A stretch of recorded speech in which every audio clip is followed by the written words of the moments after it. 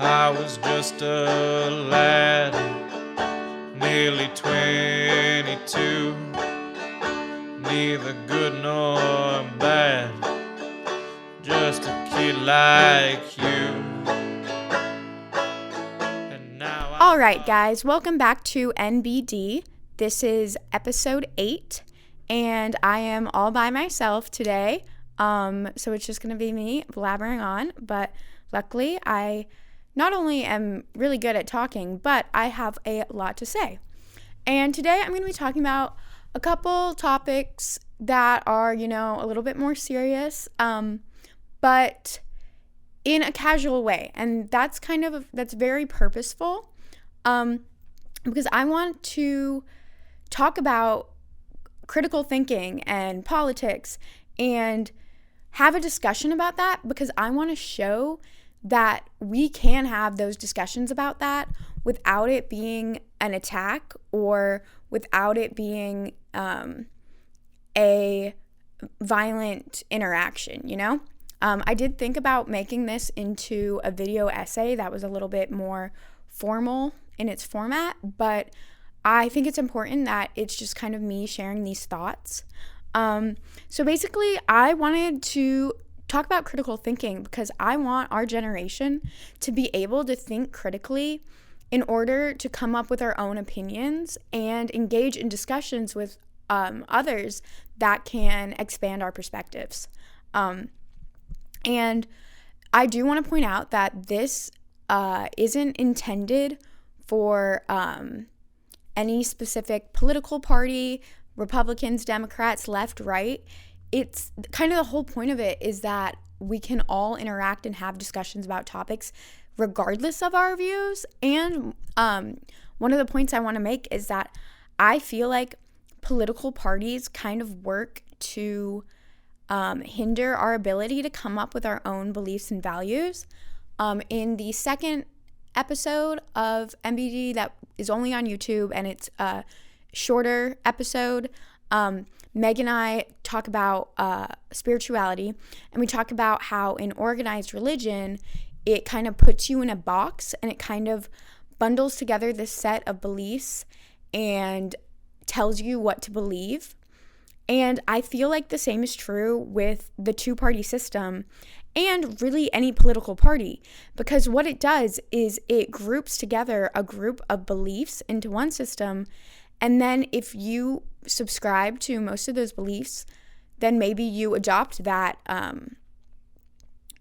political system, but then it comes with a lot of other beliefs. And, I feel like Generation Z is always being criticized for being a snowflake or being snowflakes. And the truth is, we are snowflakes, but not in the way that we're fragile. I mean, I'm sure that's true to some extent, based on some definition of fragility, but we're snowflakes in that we're all unique. I mean, and all the generations are all snowflakes. We all have a unique set of beliefs, and no two people have the same ones. So I kind of just think it gets in our way. It simplifies things, which is why we do it, but I think it gets in our way to have political parties, because we're less likely to be able to form our own beliefs, because we feel like if we believe the majority of a set of beliefs, we just have to believe it all, which isn't true.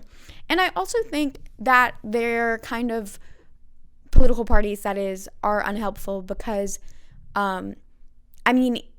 people subscribe to a party without even really knowing all that entails.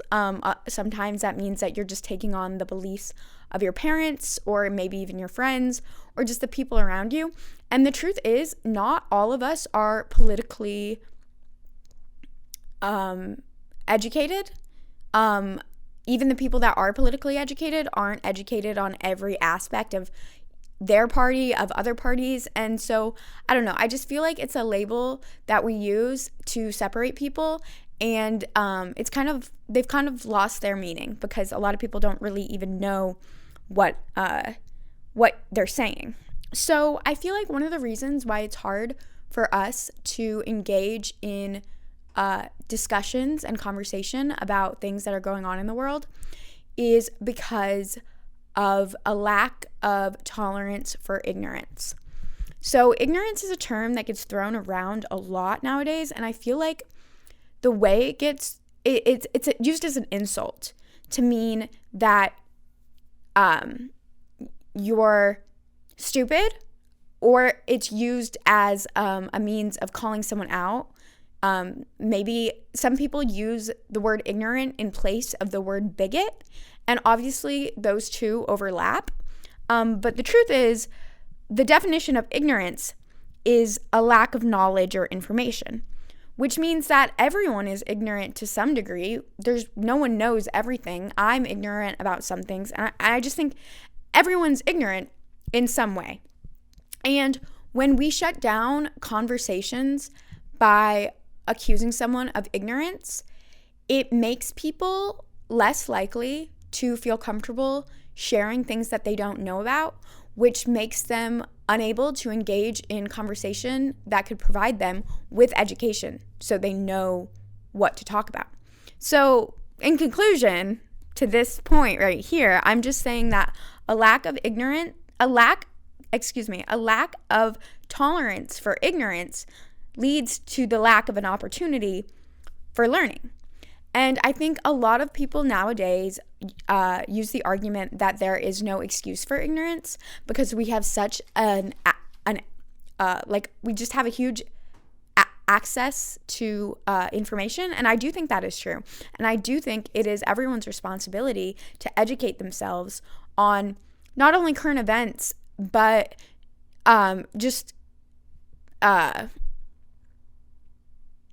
anything. I do think, we can literally Google it. And I'm the kind of person, if I hear a word I don't know or I see something I don't understand, I Google it. But I have a couple qualms with the argument of that there's no excuse for ignorance. And one is that, like I said, no one knows everything. And the things you know them based on your specific set of circumstances.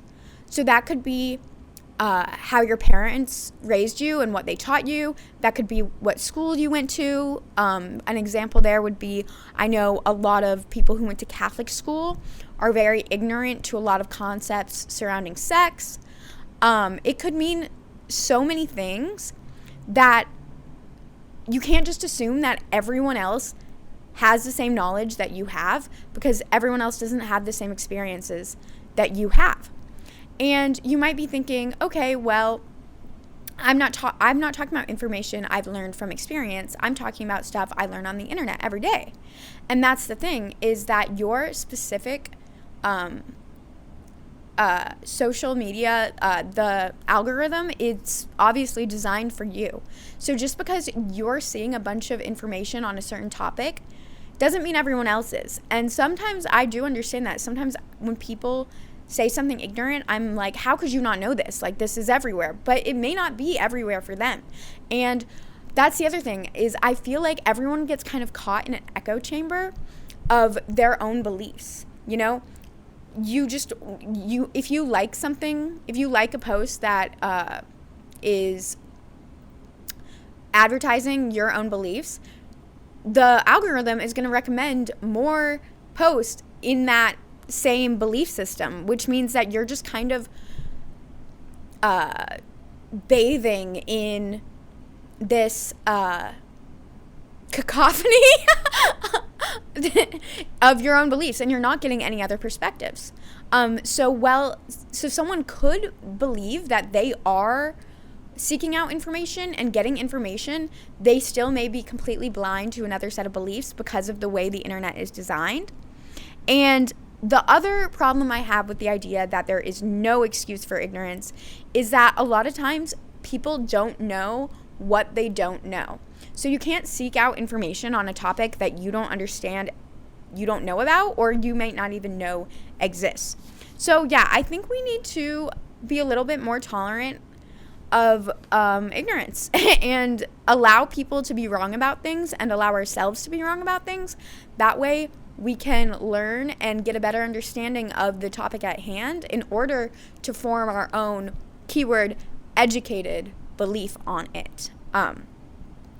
Now, another thing that I feel like gets in the way of being able to have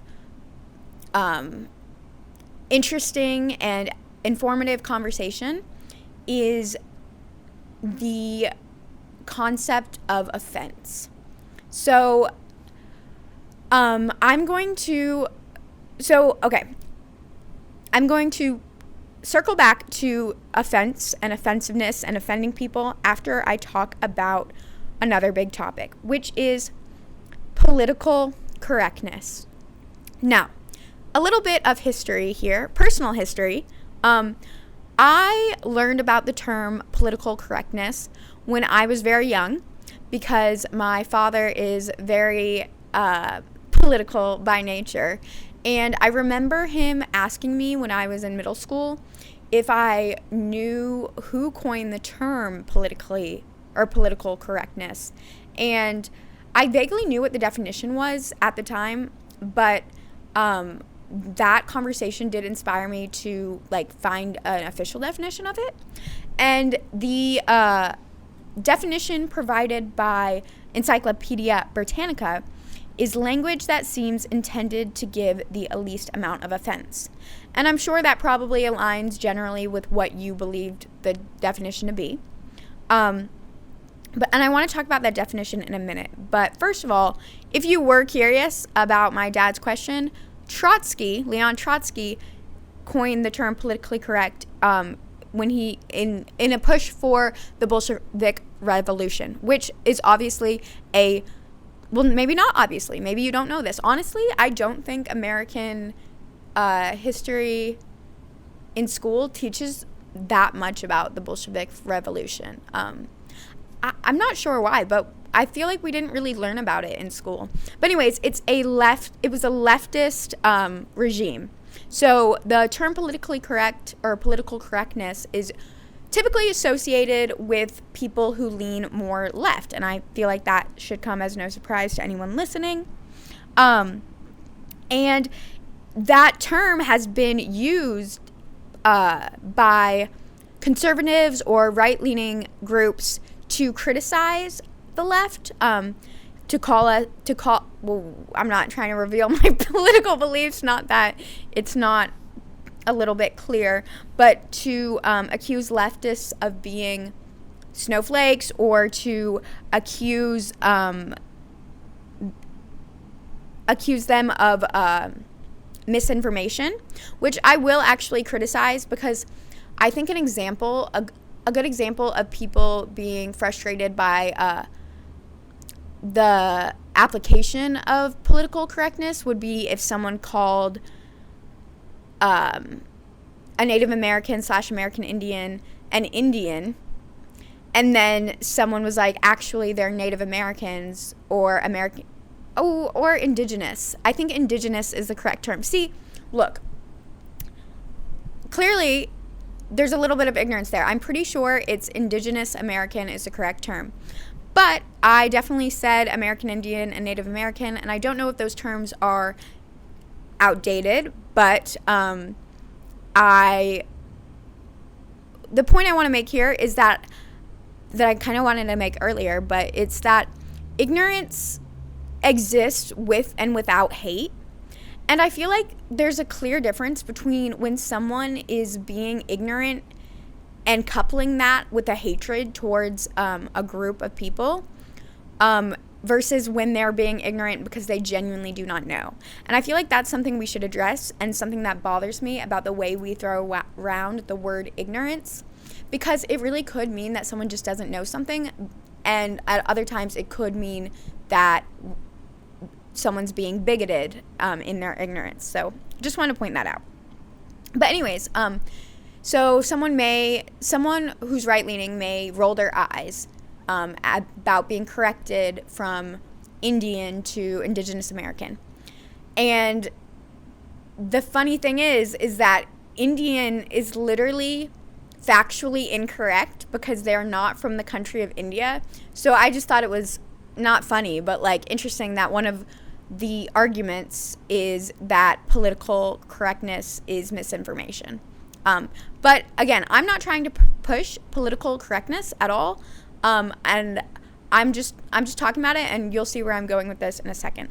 So, our old president, George Bush, criticized the term political correctness by saying it's just used to replace old prejudices with new ones.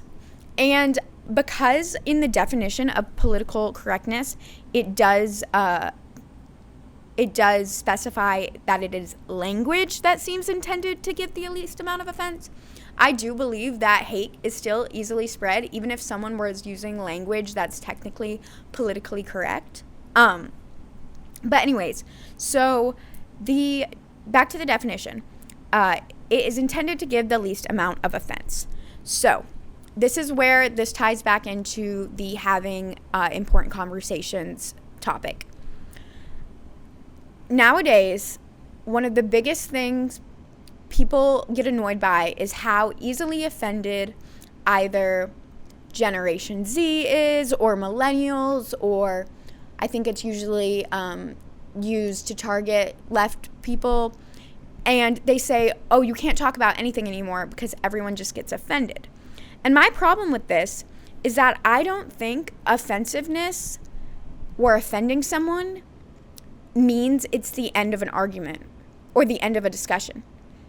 If you're talking about something and someone gets offended and you're like, oh, you're just going to get offended, I think that's the beginning of a discussion where you guys can talk about and exchange your perspectives in order to understand why one person is offended and why one person believes that the thing that they were saying isn't offensive or shouldn't be offensive. And I feel like a good analogy here is with sarcasm. I'm a pretty sarcastic person, and sometimes I'll be sarcastic.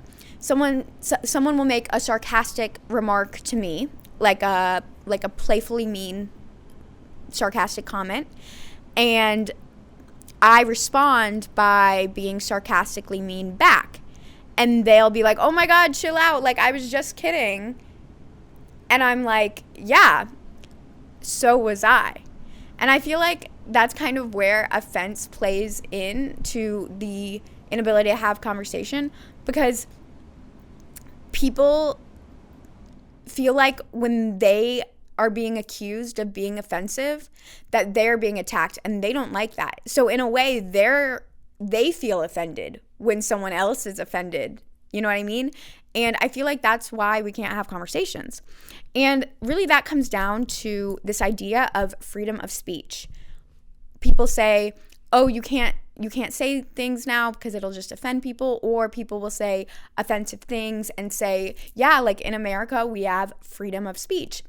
And the thing is, yeah, you can say whatever you want. You do have freedom of speech. But it also means that anyone else can respond to your speech with their speech. And I think that's something that we forget, is that criticism isn't denial. Whoa, okay, what do I mean there? Like, if I'm criticizing something that you're saying, it doesn't mean I'm saying you can't say it. I'm just criticizing it and the meaning behind it. And anyways, I feel like that's just something we really need to point out. And that brings me to a huge topic, which is cancel culture. And Bob Dylan has a great quote that kind of touches on the themes that I'm going to talk about with cancel culture. And it's from an interview from whatever year. I will list it in the description and show notes. And it is it is sometimes a person's reputation can be far more colossal than the influence of a person. And I believe in the context of that interview, he was saying that to say that he feels frustrated that his reputation is highlighted more than his influence. But you could also take it to mean that as more of just like a fact of life and modern fame, which is that a lot of times, okay, the thing about your fans as a celebrity will know all your work and what you do. And if you do something to get canceled, air quotes on canceled, a lot of times your fans will defend you or stay with you because they still like your work. But everyone else who's not your fan, which is going to be the majority of the world, they aren't going to know your work. They only know what you did to get canceled. And so, anyways, the thing about cancel culture is that I would say it's not something that most people would be like, oh, I agree with cancel culture, or I think cancel culture should be a thing. Even though people may do it in practice, I don't think it's something that people defend based on the concept itself. There was a study done by the Pew Research Center that asked Americans how they define cancel culture or what they think the definition is. And they listed a couple options, but I'm only going to talk about a couple. One is an action taken to hold others accountable. And I feel like that is generally how people attempt or feel like they're using it in practice, is someone does something offensive, says something offensive, or commits an act that's unacceptable. And by canceling them, they're holding them accountable, saying that they shouldn't be hired by people, maybe that their art or work shouldn't be consumed by people. Others say that cancel culture is a censorship of speech or history, which I don't think is fair because, again, if someone cancels someone for saying something, in their head, really all they're saying is that they don't believe that that person should have I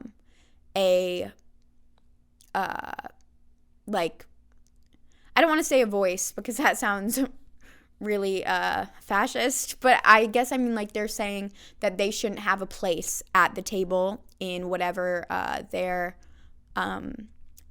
artistic medium is, or of course this could have to do with companies. And anyways, see, I got lost in the sauce talking, but anyways, so again, if someone's canceling someone, it's not censorship because, again, they're not, they don't have, the person canceling them doesn't really have the power to censor them or to somehow eliminate their work from the zeitgeist.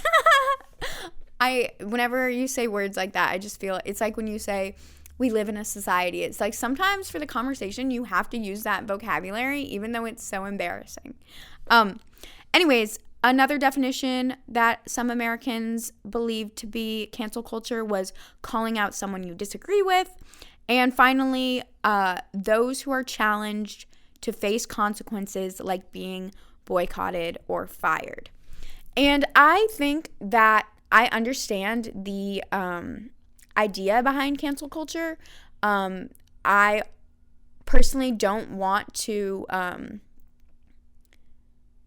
work with people who are pedophiles, for example. I don't think they should be hired. But at the same time,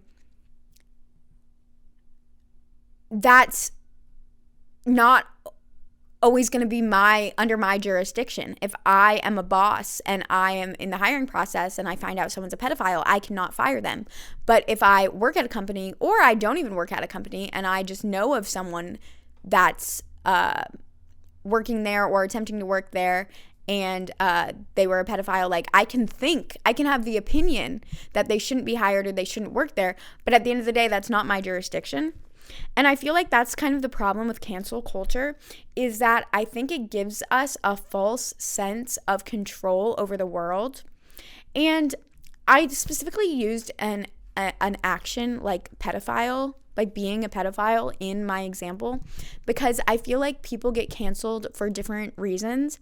And sometimes it can be about things they did. There's a lot of, with the Me Too movement, a lot of sexual assault charges that got people quote unquote canceled. Or maybe stealing money or pedophilia, or you guys understand what I'm kind of talking about here. But then there's also when someone says something. And I feel like, I grew up, sticks and stones may break my bones, but words will never hurt me type idea. And I obviously disagree with that. I think words are very powerful and do make a difference. And I do think when you're spreading hateful language, that is not okay and not acceptable to me. But it doesn't mean that I have the power to get people to not say that. You know what I mean? So anyways, I'm kind of just discussing cancel culture kind of vaguely. And if you guys are wondering what my point here is, it's more so just that I don't think it's a very useful tool because it gives us that false sense of control that we don't really have. I do think accountability is important. So again, this goes back to my sarcasm analogy and the being offended and having conversations, is when you point out someone's wrongdoings and hold them accountable, that isn't the end all be all of someone. You're going to be criticized in your life, whether you are famous or not. And you can choose to take that criticism and understand it and learn from it, or you can completely deny it and refuse to even consider it as a perspective. But the point is, it's not the end of the discussion. And that's the thing about cancel culture, is just because a lot of people believe that someone shouldn't be hired or someone shouldn't have a place at a certain table doesn't mean that they won't be. And it doesn't, it doesn't like put this barrier that I feel like a lot of people have this idea that it does. And I think we should respond to situations by, again, when it's an action committed, like sexual assault, I completely understand wanting to never consume someone's work who has committed assault, or wanting other people to not give them a place at the table. But at the end of the day, that's not your control. And again, I'm just being a broken record right now. But the point is I just feel like cancel culture is the same thing as saying that you can't say something just because you offended people. It's not the end of the story. You can hold someone accountable, i.e. what some people may call cancel culture, another person might call placing accountability on a person. I think that's the word. And basically, it's not the end of a career. It's not the end of a discussion. It's honestly the beginning of a investigation into understanding more about another person's experiences, your own views on morality and ethics. And yeah, so I just feel like it's the beginning. And another thing about cancel culture is I feel like it comes from the fact that we idolize celebrities in the modern day. And that's been a thing for a long time, since the 50s and 60s. Like, people idolize these artists. And now I'm going to be talking more specifically about artists, singers, songwriters, directors, whoever. I'm talking about artists. We idolize them because they create this art that we love to consume, and we feel like we connect with it. That's why we probably like it. And so we feel like we connect with them. And so we look up to them and maybe take it too far and idolize them. And nowadays, with social media, we can even see what they're doing every single day. And we can see what they're doing at home. So we feel like we know them. And we might think that they're perfect because, again, they can control what they're putting on social media. In fact, we might even be able to idolize people more now, because a lot of times the press of a celebrity is in their hands if they're using their social media. And if you're a fan of them, you're probably consuming their social media rather than paparazzi is kind of out. So it's like you have less of those like tabloid headlines like meant to demonize celebrities. But anyways, so people idolize celebrities. They think they know them, but the truth is, we do not know celebrities. And I think the reason people feel so devastated when one of their favorite celebrities says something that they don't agree with or does something socially unacceptable. They feel kind of devastated and hurt because they looked up to that person and then that person did this wrongdoing. But it was unfair in the first place because we told ourselves that we knew this person and we don't. And also, the thing about artistic celebrities is they're artists. They're not politicians and they don't know everything, and we can't hold them to that standard. Bob Dylan was very frustrated by the political responsibility people around him put on him. And, there's a lot of layers to that I won't get into right now, but I do think it's an interesting thing to think about because a lot of artists, didn't go to college. And I'm not saying college makes you educated, because it certainly does not. And I'm sure I know tons of college graduates who still don't know anything about current events. I mean, I could not know about current events. Like, my degree is in philosophy and digital media. Like, there's no, anyways, obviously I'm not saying that a college degree makes you educated, but I am saying that celebrities are focused on their arts, which means that they might not necessarily be focused on educating themselves politically or morally. And when we idolize them, we just hold them to this standard that is only going to let us down at the end of the day. And I'm sure it puts pressure on them. I'm not really worried about them in this discussion. But I think that's something we need to work on. That's always kind of just been a pet peeve outside of this whole discussion is I hate the way people feel about people that they do not know. I guess it's because I'm a little bit more cynical and skeptical, and I just don't believe people are anything until I know them on a personal level. But I remember when I was younger, my friends were really into One Direction, and so I wanted to listen to their music, so I was like in the loop. But I could never quite be in the loop because they also knew every single fact about each member. And that's never how I've really been. Like, I know a lot about Bob Dylan, mostly just because I sought out a lot of anything he's worked on or written because I like his work, and that has just allowed me to learn a lot about him. But when it comes to modern artists or other, like, I'm talking mostly, I think, now about music and maybe movies. I just consume their content and I don't really learn about them. And, that puts me in a strange position because there's also a discussion about whether or not you can separate the art from the artist. For example, a lot of people with the Kanye controversy will say, no, I don't agree with Kanye, but his music is fire. And, I haven't quite come to terms with my belief on that. And, that's another thing I want to talk about is I feel like it should be okay and acceptable to not know what you believe, especially if you feel like you aren't educated enough on the topic to come up with an opinion. I'm a person mentally who likes to try and figure out and solve how I believe about something. But, you're not going to have a belief on everything, on every issue. And that's okay. And I think that should be accepted. That way I could approach someone who maybe does have a belief on the situation at hand and express that I don't have a belief without being viewed as uneducated or incapable of having a discussion about it if I don't have a belief. You don't always need to have an agenda to have a conversation that will teach you about a topic or a perspective.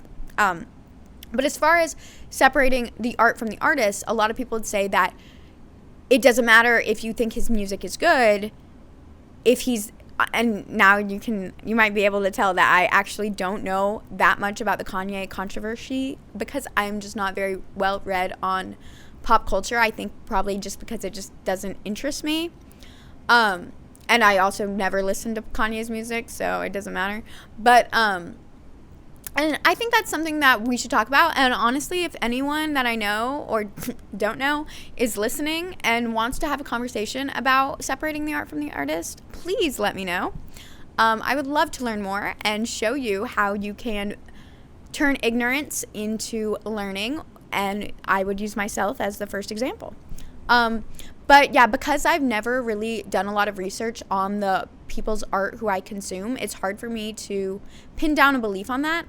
I do believe that there is a sense of responsibility, because if you are, say someone is a rapist and then you consume their music, like, you are actively giving money to a rapist. But at the same time, in our capitalist society, there goes another term that's just embarrassing to say in a conversation, but you're going to do that, you know? I feel like in 2020, we had this mini social justice enlightenment period where we learned a lot about things that weren't quite right, and we all kind of, I think especially Generation Z, wanted to take action. We felt responsibility to take action, and we did a lot of things, like, I'm going to use a personal example and admit to something here, like boycotting Amazon. You know, you learn about the evils of capitalism, and you learn about what Jeff Bezos, how he treats his employees, and how it's unfair, and how he makes a what is that word with disproportionate amount of money off of Amazon compared to what he pays his workers. And so obviously I wanted to do what was right, and I boycotted Amazon. But guess what? You know, I use Amazon. I do use it sometimes. You can get cheap stuff there, and you can get it quick. And sometimes, I'd say for art, obviously it's different. But like, the thing about late stage capitalism is it's going to be impossible to not be a part of it. It's impossible to not contribute to capitalism, is what I'm saying. So even if you believe that capitalism is evil and not right, you're going to contribute to it whether you like it or not. And I feel like that's something that's hard for us to balance, our political, social, economic responsibility with our own moral and ethical views. And I think that's really hard to do. And I feel like that also may be why some people are likely to not hold those beliefs that maybe something is wrong, because they know they participate in it, and so they don't want to seem like a hypocrite. But I think we should just accept, again, I'm just talking about acceptance, but I just think we should allow ourselves and those around us a little grace to be wrong and to participate in things that are wrong, and to still have beliefs that aim to create a better, more fair world. Yeah, wow, I really just went on there at the end. Before I go, I'm going to see if there's anything else that I wanted to talk about. I will just incorporate one last Bob Dylan quote from his album, Oh Mercy, I believe is the album. The song is called Political World, and I feel like the context of this album is important because it was a little bit later in his career, depending on how you measure his career, because he's still technically, I don't know, he's technically still in his career, but you know. But anyways, this was following the criticism from the public that he wasn't writing protest songs anymore, and he wasn't political, and he wasn't being who he was supposed to be as a songwriter. So he has all this, basically the point is he has all this pressure on him to be political and make this political statement. And I want to say pressure, because he does have pressure, but he does not relent, surrender. I don't know. He may have had pressure on him, but I think he was done with it. Anyways, let me just get to the quote. The quote is, "We live in a political world. Wisdom is thrown into jail. It rots in a cell, misguided as hell, leaving no one to pick up the trail." And you can interpret that as you want. I chose it because I agree. We do live in a political world, and I wanted to talk a lot about ignorance in this episode. And that line, wisdom is thrown into jail, I think is just, I feel like I really try not to pick apart his lyrics. I try to just apply them because I know that he hates people analyzing his lyrics. But yeah, so I won't. I'm not going to, but you can do with that quote what you will. I'm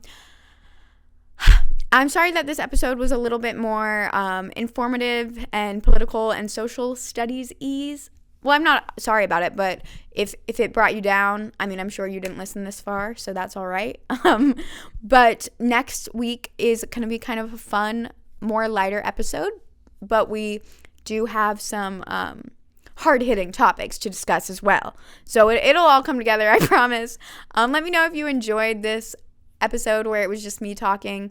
I tried to get my ideas down as concisely as possible, but also, like I said, I didn't want to make it a video essay, and I didn't want to just read a report. So I was trying to make it a little bit more casual. I don't know. Let me know what you think. I appreciate any feedback you give me. But yeah. Thanks for getting busy being born with me, and I'll see you guys next time. Bye! Take my advice, or you'll curse the day you started rolling down